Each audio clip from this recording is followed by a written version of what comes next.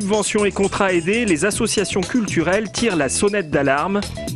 Témoignage de la femme de Ali El, un sans-papier expulsé de France. Un plan d'action en faveur du décement des Pyrénées.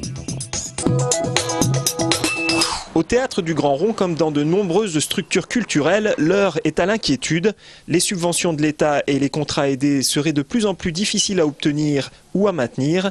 7 personnes travaillent ici. La moitié des postes est menacée. Nos contrats aidés s'arrêtent au milieu 2011. Et ces contrats aidés qui s'arrêtent et qu'on va pérenniser, il y a des financements à trouver que pour l'instant, on n'a pas.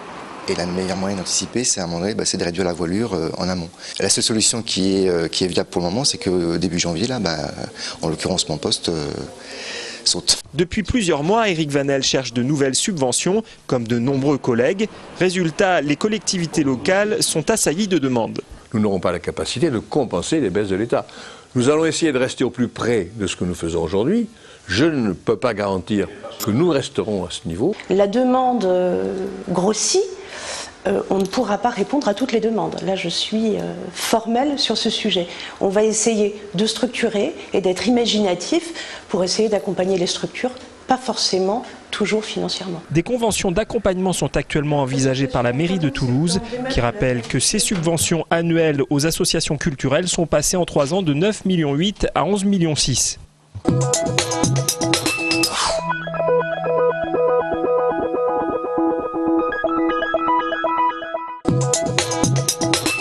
Nous avons rencontré la femme d'Ali El. Cet Algérien, père de 2 enfants, dont la femme est enceinte d'un 3e sous une grossesse qualifiée de difficile.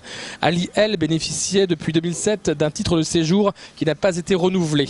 Refusant une première fois son expulsion, il a dû subir 2 mois d'emprisonnement sans pour autant tomber sous le coup d'une interdiction de séjour sur le territoire français. Mais l'État en a décidé autrement avant Noël. J'étais là-bas pour faire une surprise à mes enfants, c'est-à-dire pour amener leur père à la maison. En arrivant là-bas, ils m'ont dit que ça fait 10 minutes qu'il a été envoyé vers Paris. Même l'avocat, il n'avait pas la date de sortie de mon mari. Parce que je l'ai appelé le 21 en disant est-ce que mon mari va sortir demain, le 22 ? Il m'a dit pour le moment, je ne sais pas. Même l'avocat, il n'était pas au courant que mon mari va être expulsé le 22. Depuis 3 mois, les enfants réclament leur père. Un père qui, ancien membre de la police algérienne, avait fui son pays suite à de graves menaces pesant sur sa vie. Des élus et des citoyens de la région toulousaine se sont mobilisés pour cette famille. Un maigre espoir existe. Pour l'instant, la possibilité pour Ali de bénéficier d'un titre de séjour dit touristique. Depuis la mise en service de la déviation de l'Egvin en 2009, les 1200 habitants de Pujaudran sont à la recherche du calme perdu. C'est excès de vitesse, c'est pollution à tout va. Il ne faut pas oublier que nous avons 200 enfants dans les écoles, que la cour de l'école juste l'avenue Victor Capoul, donc toute la pollution elle va dans les poumons des enfants. En fait, il n'y a plus qu'un demi-échangeur en direction de Toulouse. Du coup, pour les habitants de Brax, Pibrac ou l'Egvin, il est plus facile de traverser le village pour rejoindre la 2 fois 2 voies en direction de Auch. Les Pujaudranais auraient préféré qu'on utilise cette bretelle d'accès. À défaut, il va falloir aménager le centre-ville avec des chicanes et autres ronds-points pour un coût de 600 000 €. Des travaux que l'État refuse de prendre en charge. On a déjà mis en place une circulation à sens unique sur 2 boucles pour éviter que toute la circulation passe auprès des écoles. On espère que la DREAL va revenir sur sa position, qu'elle va nous aider quand même malgré tout à financer les principaux aménagements. Nous, en tant qu'État, on paie naturellement la nouvelle signalisation qu'on va renforcer, mais ce n'est pas la vocation de l'État de payer les aménagements dans un centre-bourg. Avant, c'est 400 véhicules qui traversaient le village chaque jour. Aujourd'hui, on en compte 5 fois plus. Séance d'installation ce matin pour le comité de pilotage qui doit établir une charte pour le canal du Midi. Avec un taux de fréquentation de plus en plus élevé, cette voie classée au patrimoine mondial de l'humanité représente un enjeu important pour les 2 régions Aquitaine et Midi-Pyrénées, voie navigable de France et l'État. Il y a des questions alors liées à ce moment-là au tourisme, à la création de parcours, de voies vertes à côté, des questions évidemment économiques aussi qui se posent, des questions culturelles liées à ce classement, une question aussi difficile que nous avons et que nous avons avons évoquée aujourd'hui, qui est celle, vous savez, de l'atteinte des platanes par cette maladie qui est le chancre coloré. Pour Voies navigables de France, qui gère les 450 km de canal entre la Garonne et la Méditerranée, le développement économique est aujourd'hui insuffisant. On peut penser par exemple aujourd'hui à des développements de produits qui allieraient le canal et la découverte des territoires du canal. À cette fin, un contrat de 38 milliards d'euros pour la période 2008-2013 a été passé entre la région Midi-Pyrénées, l'État et VNF. Un contrat similaire doit être mis en place en Aquitaine. L'instance doit également être ouverte au département.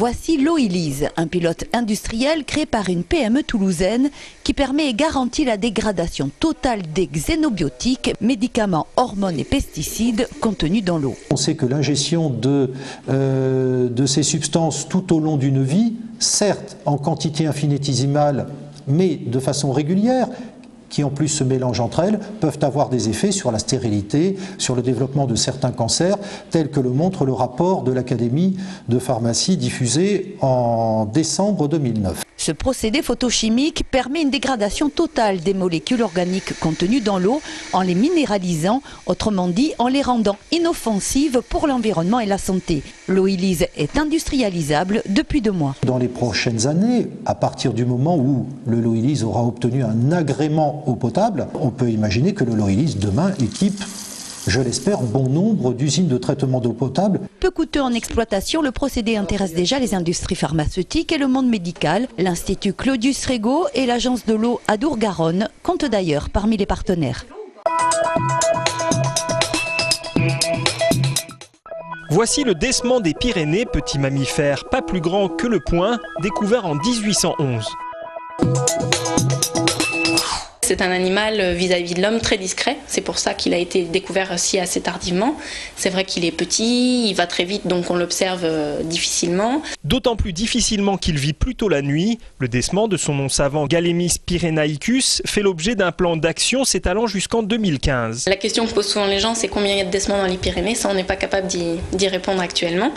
Et l'idée du plan d'action, c'est à la fois d'améliorer les connaissances sur l'espèce, et justement de pouvoir dire quelle est la carte actuelle de répartition de l'espèce, où il se trouve pas, et puis d'en connaître un peu plus sur sa biologie, parce qu'on a beaucoup d'interrogations aussi sur sa biologie. Ce mammifère insolite vit de 2 à 4 ans et se nourrit de larves d'invertébrés, mais nombre de questions restent en suspens.